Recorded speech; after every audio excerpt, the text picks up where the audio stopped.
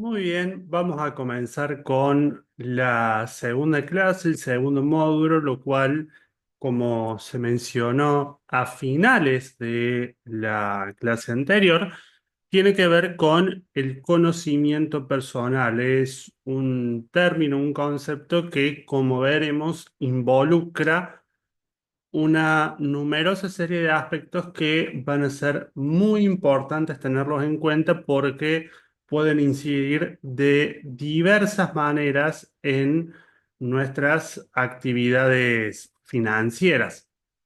Siguiendo con esto, un poquito como para comenzar, el conocimiento personal es la manera en cómo nosotros nos vamos a percibir, relacionar y qué objetivos son los que planteamos en nuestra vida.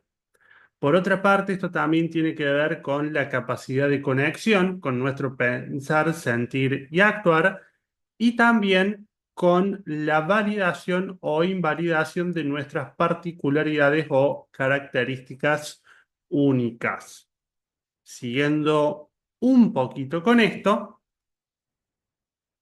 podemos acá incorporar una serie, más específicamente 7 constructos, 7 aspectos que eh, involucra el conocimiento personal, que son específicamente los que tenemos en pantalla: autoconocimiento, autoconcepto, hábitos, objetivos, vínculos, emocionalidad y aprendizaje.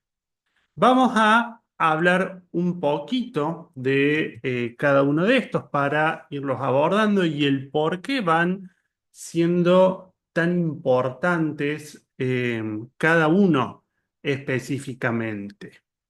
Empezando con lo que es autoconocimiento. De hecho, muchas veces por ahí, no necesariamente para centrarse en una cuestión del término en sí, el autoconocimiento refiere a nuestra primera noción dentro del conocimiento personal, ya que es lo que mencionábamos anteriormente, en primera instancia, la conexión con nuestro pensar, sentir, actuar, y también cuanto más autoconocimiento, cuanto más información tengamos de nosotros mismos, vamos a ser también más coherente entre la forma en que pensamos, sentimos y actuamos. ¿Por qué es importante esto? Porque desde la forma en cómo conectamos con todo esto, vamos posteriormente a implementar objetivos, la forma en cómo también nos percibimos, ¿sí? Ya sea en ocasiones con un tinte muy positivo y en otras ocasiones con una tonalidad negativa. ¿Por qué es importante el autoconocimiento y trabajar? Porque muchas veces, sí, y cuando nosotros registramos, percibimos que no tenemos un registro interno rico, por lo cual no sé realmente qué siento, qué me despiertan ciertas situaciones, o por sobre todo, que esto puede ser algo muy normal, termino desestimando o dando por sentado las sensaciones que me surgen en el transcurso. Se comienza a ser habitual y normal, si se quiere decir, la represión como mecanismo para lidiar con las emociones, llegando a un punto tal que ante un nivel tan grande de represión, por supuesto que el conectar con lo que estoy sintiendo en el momento va a ser sumamente difícil. Otra de las formas es cuando estamos constantemente actuando en automático, cuando nosotros vamos, hacemos directamente y ni siquiera llegamos a plantear una posibilidad más acorde a lo que queremos, sino que estamos en otra cuestión, si se quiere decir, en modo de supervivencia, ¿sí? Haciendo lo que se tiene que hacer y listo. Nos olvidamos de nuestros gustos, nos olvidamos de, por supuesto, los sentimientos que van surgiendo en el día a día, también con esto la percepción a través de los sentidos, entre otros temas. Otra de las formas es el hecho de sentir o pensar cierta cosa y por una cuestión ya sea de presión del entorno o presión o poner mucho más en estima la opinión de otra persona, termino actuando de manera opuesta a lo que tenía planteado con anterioridad. Por último, y que va de la mano con todo esto, es directamente que no sepa identificar concretamente por qué llego a todo eso, qué es lo que me lleva a actuar de determinada manera, tanto ni antes como ni después de que haga las cosas. Que el famoso ¿qué pensamiento se me vino a la cabeza para hacer esto? Puede ser un ejemplo en este punto. Segundo constructo, segunda instancia del conocimiento personal es el autoconcepto, ¿sí? Lo que más conocemos ligado a esta temática muy probablemente tenga que ver con eh, el autoestima, ¿sí? En lo cual también acá sumamos nuestra imagen ideal.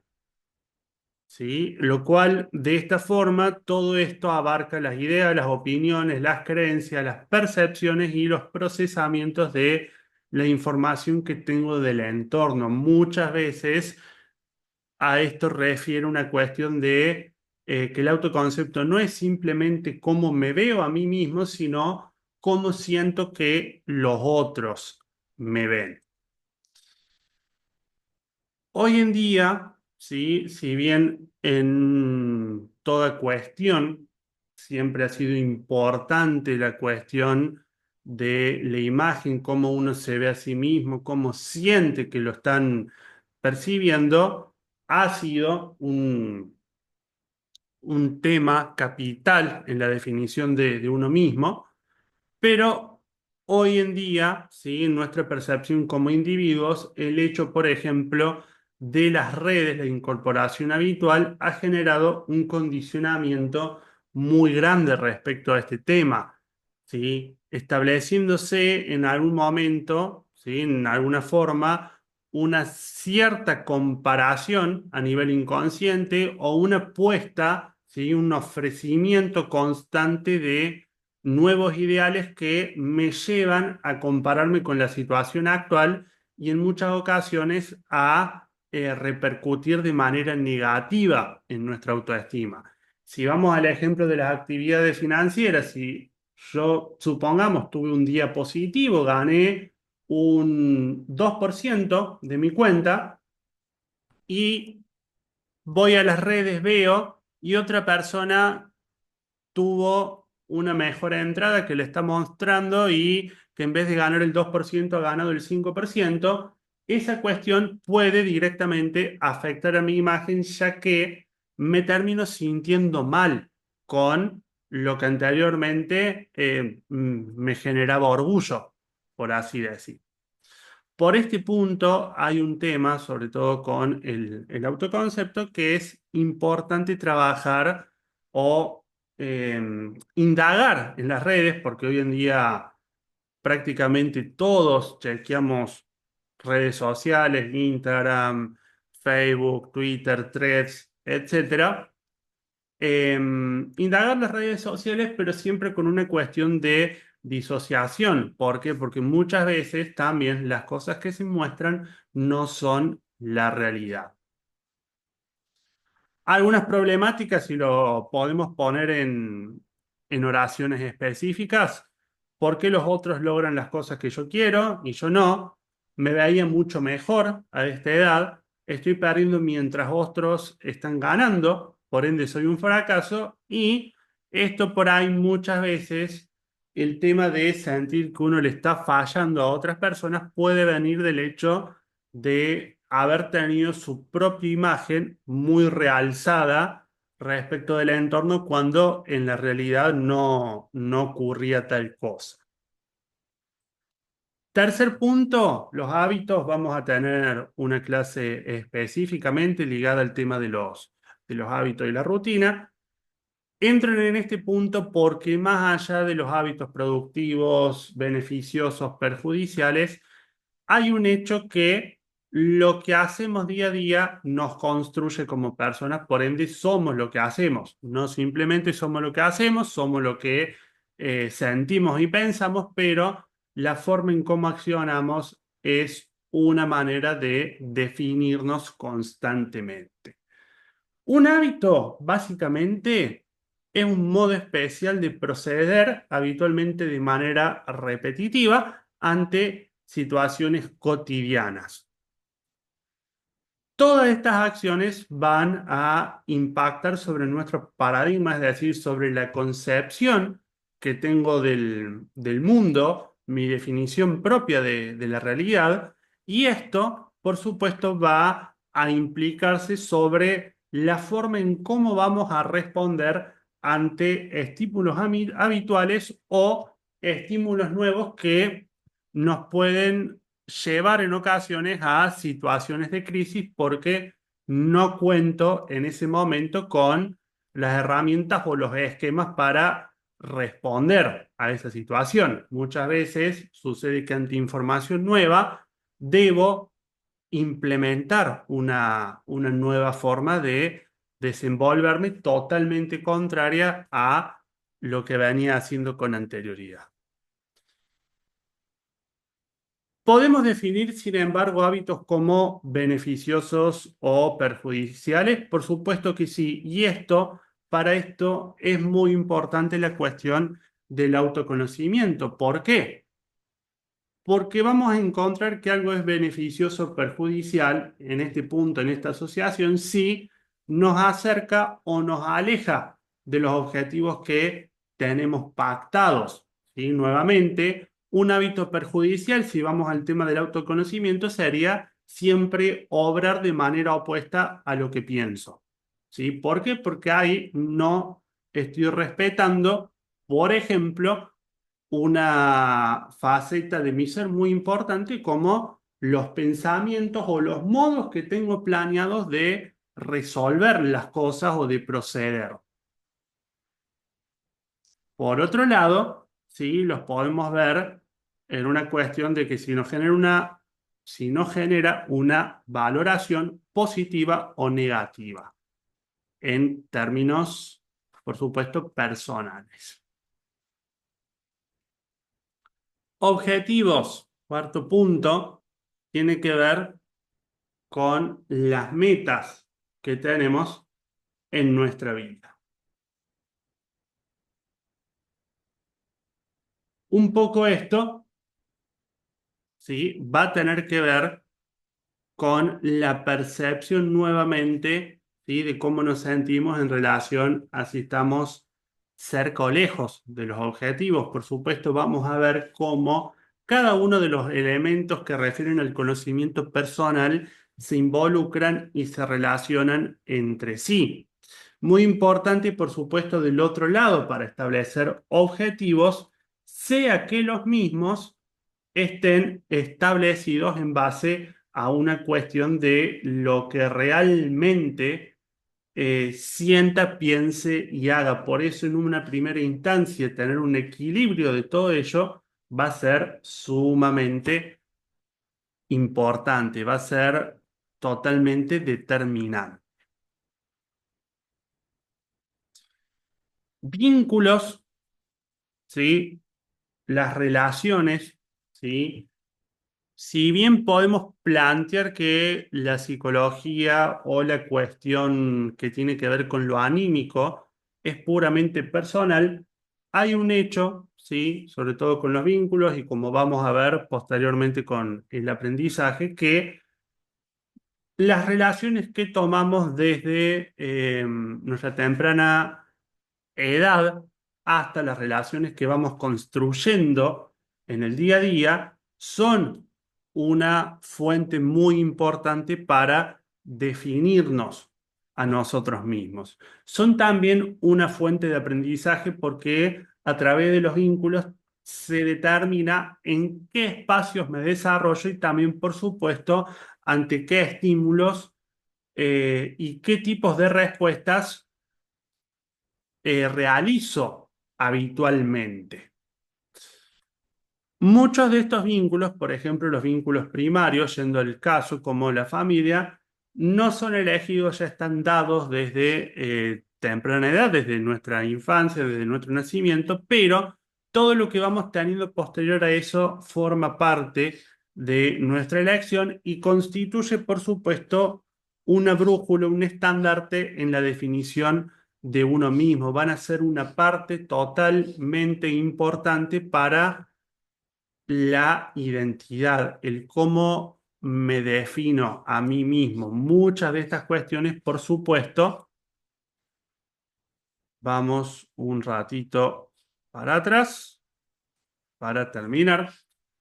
Muchas de las cuestiones en las que me defino también tienen que ver en relación a un grupo, en relación en ocasiones al equipo del cual soy hincha, en relación a los espacios que frecuento y que, por ejemplo, valores se desarrollan en esos espacios o qué discursos, por ejemplo.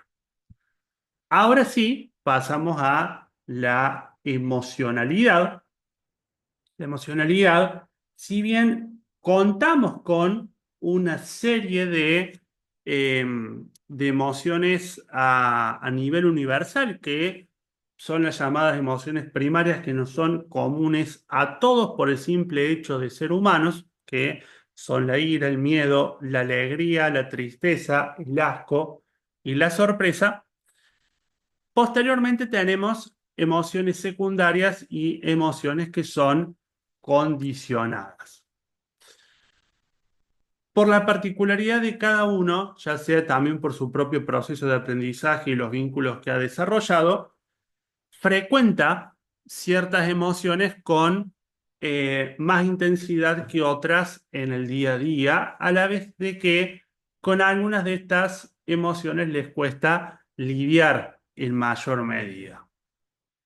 Como así también, por supuesto, esto se despierta ante estímulos o situaciones en específico que nos activan, por así decir. La gama de emociones en sí es muy amplia, estamos hablando y es muy probable que varias emociones secundarias, terciarias o propiamente culturales se vayan desarrollando, ¿sí? Por el mismo cambio que se va teniendo a nivel social. Y por último, el aprendizaje.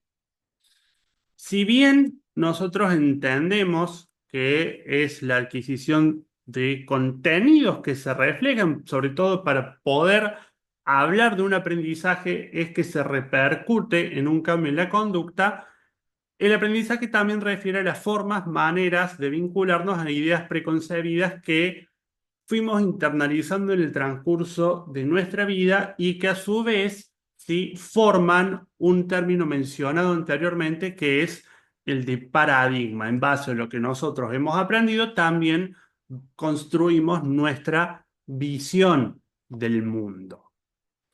¿Cómo podemos aprender? Si bien las formas son múltiples, podemos categorizar en dos casos: un modo de proceder de manera inconsciente, que sería a través del llamado condicionamiento, y y un modo consciente, ¿sí? No es una cuestión de que todo condicionamiento por ser inconsciente sea malo, ni de que todo aprendizaje consciente por medio de la experimentación sea bueno.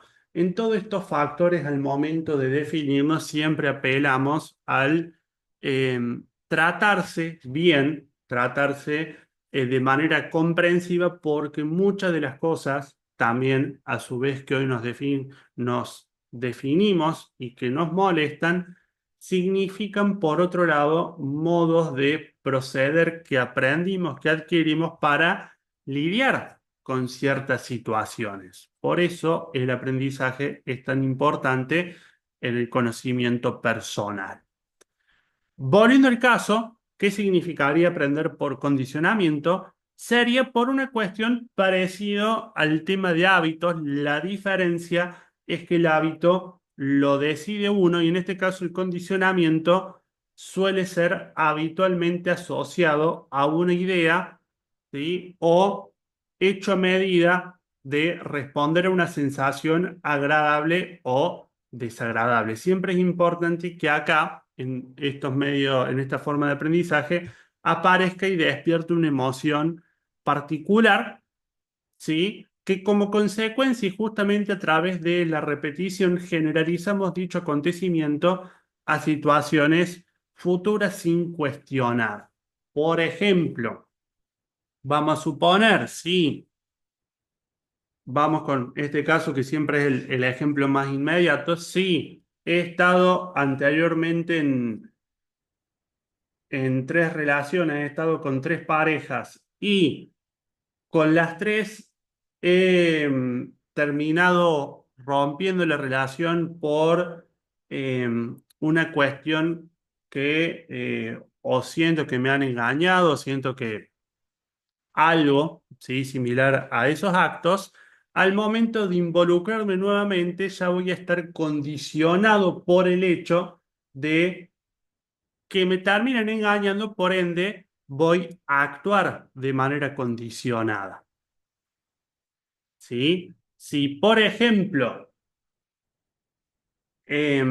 vamos a suponer con otro ejemplo que me hayan dejado en una relación anterior porque no hacía actividad física, por ejemplo, el día de mañana o en situaciones futuras que empiece a salir con alguien o algo, me empiece a maquinar con el ejercicio. Estos serían por ahí algunos casos en los cuales incide el condicionamiento como forma de aprendizaje que nosotros asociamos una idea, ¿sí? A una sensación desagradable y actuamos de manera condicionada o para evitar esa situación desagradable o para seguir repitiendo una situación agradable, una sensación agradable. ¿Cuál es la forma consciente cuando nosotros aprendemos de manera personal mediante la experimentación y somos nosotros quienes deciden relacionarse con otros y con el ambiente? ¿Por qué? Porque en este caso se reafirma el papel activo del sujeto y aprende también mediante lo que es el establecimiento de un problema, el intentar soluciones, experimentar de esta manera y llegar a sus propias conclusiones, las cuales reconstruye e interpreta respecto de la experiencia obtenida.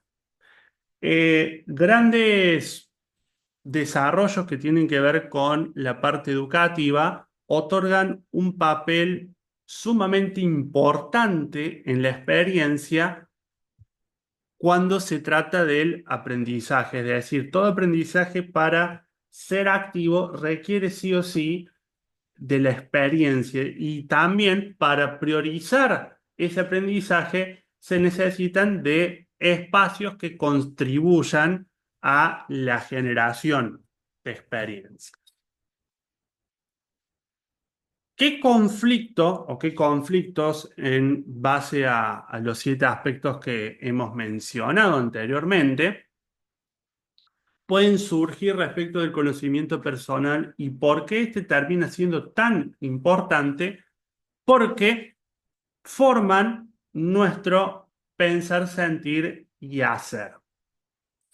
La discordancia entre estos aspectos, ¿sí? Muchas veces es lo que desencadena crisis a nivel personal, conflictos, ¿sí? Y si vamos a este caso específico con la actividad financiera, se pueden expresar en diferentes formas, se pueden expresar en frustración, se pueden expresar en miedo, por ejemplo, si me ubico en un círculo que son totalmente escépticos con la actividad financiera que estoy realizando, ese condicionamiento se puede traducir en un actuar por frustración o un actuar por miedo, en otro caso, porque por supuesto la emocionalidad particular va a incidir.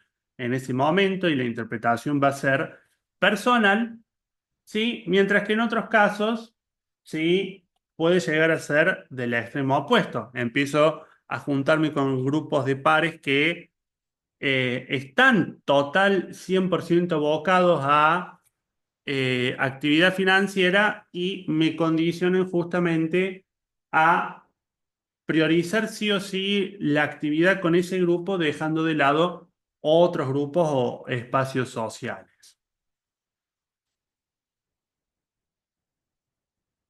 Un poquito como para resumir la incidencia, el cómo conectamos, ¿sí? En nuestro sentir, pensar y actuar, lo que muchas veces en las llamadas Alfred ha mencionado como la tríada, radica en la base para el bienestar de nuestro día a día. Es importante que si uno por ahí puede acceder a cuestiones materiales o dispone de un tiempo que considera, por ejemplo, que es totalmente válido para su bienestar, si eso no lo puede lograr de manera equilibrada, puede generar justamente cierto malestar. El cómo nos percibimos, ¿sí? O creemos que nos ven, en gran cantidad de ocasiones, como se mencionaba anteriormente, nos lleva a comparar. Hay un concepto, ¿sí? Desde la psicología, más específicamente desde la psicología analítica junguiana, que tiene que ver con la persona o máscara, ¿sí? Que tiene que ver justamente a que una porción de nuestra psiquis está destinada a la relación con el exterior y muchas veces esto es lo que se asemeja a que nosotros actuemos como el ideal que pretendemos y muchas veces si esto no está realmente adquirido o asumido, ese ideal nos puede comer y llevar constantemente a compararnos o terminar incidiendo de manera negativa o de manera disfuncional en el resto de nuestras relaciones.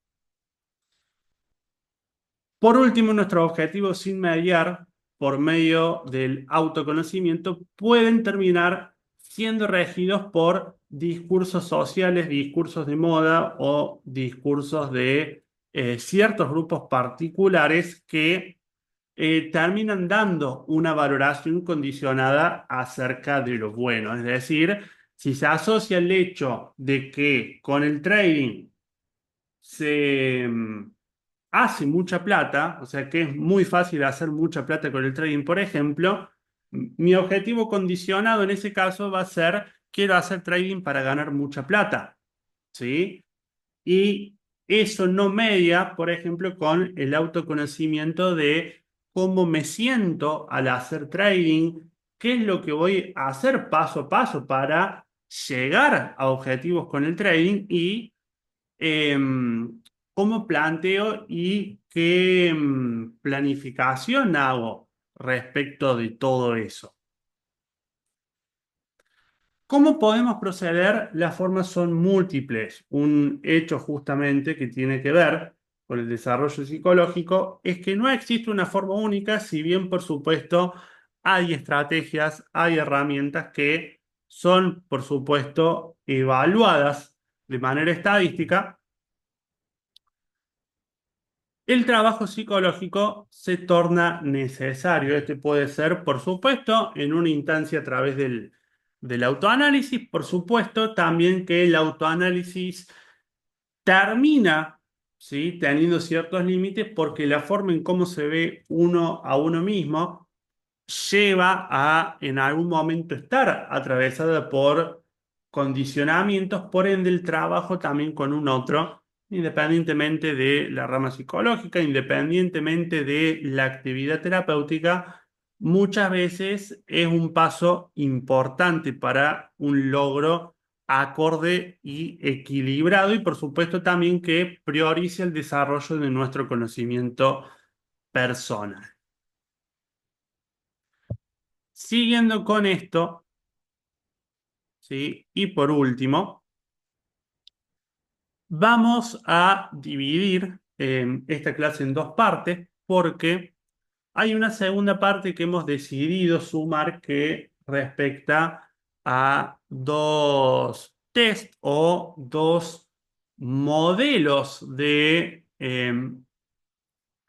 cuestionarios de autoconocimiento, de conocimiento personal que uno remite a la forma en cómo nos desarrollamos respecto de nuestras funciones, ¿sí? De nuestras funciones conscientes en el día a día, ¿sí? Es el que se conoce como tipos psicológicos y por otro, lo que se conoce como eneatipos.